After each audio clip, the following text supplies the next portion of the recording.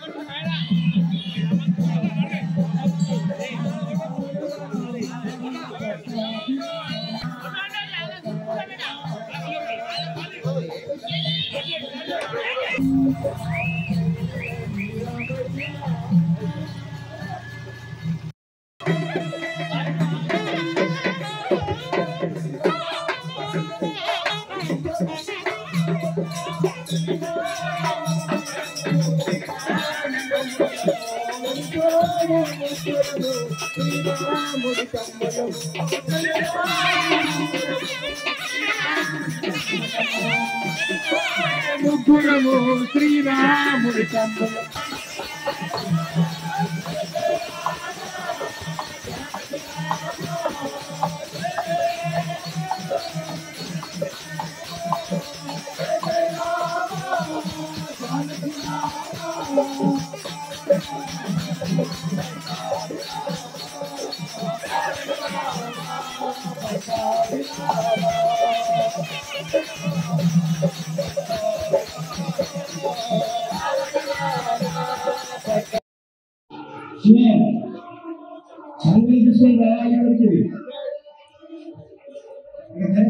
సన్మాన కార్యక్రమం జరుగుతుంది.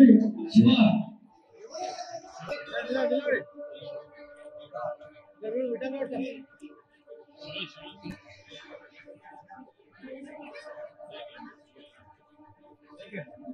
మన కుమార్ గారికి కిరణ్ గౌడ్ గారు సన్మానం చేస్తున్నారు. మన జనసేనలు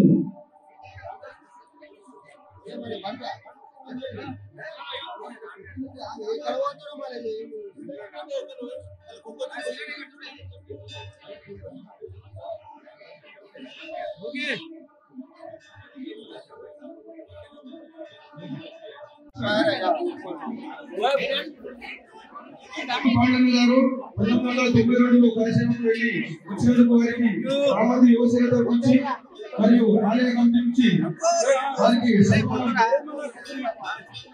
సన్మానం చేయడం జరుగుతుంది. వారు జై శ్రీరామ్ జై శ్రీరామ్ పాండన్నకు సన్మాన కార్యక్రమం జరుగుతుంది. కరసేవ అయోధ్యకి పాండన్న గారికి అందరూ చప్పట్లతోటి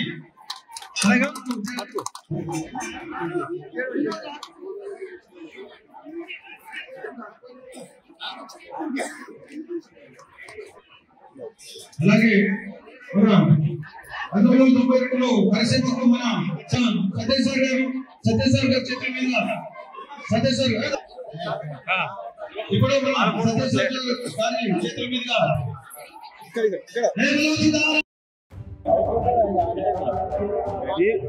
ఈరోజు అయోధ్యలో జై శ్రీరామ్. ఈరోజు అయోధ్యలో మన రామ మందిర నిర్మాణం చేయి ఈరోజు బాలరాముని ప్రతిష్టాపన ప్రాణ ప్రతిష్ట జరిపినందుకు చాలా ఎన్నో సంవత్సరాల నుంచి మనము 1000 కళ్ళతోటి ఎదురు చూస్తున్న తరుణం రాని వచ్చేసింది. కాబట్టి ఆ భగవంతుడు అందరినీ చల్లగా చూడాలని చెప్పేసి కోరుకుంటున్నాము.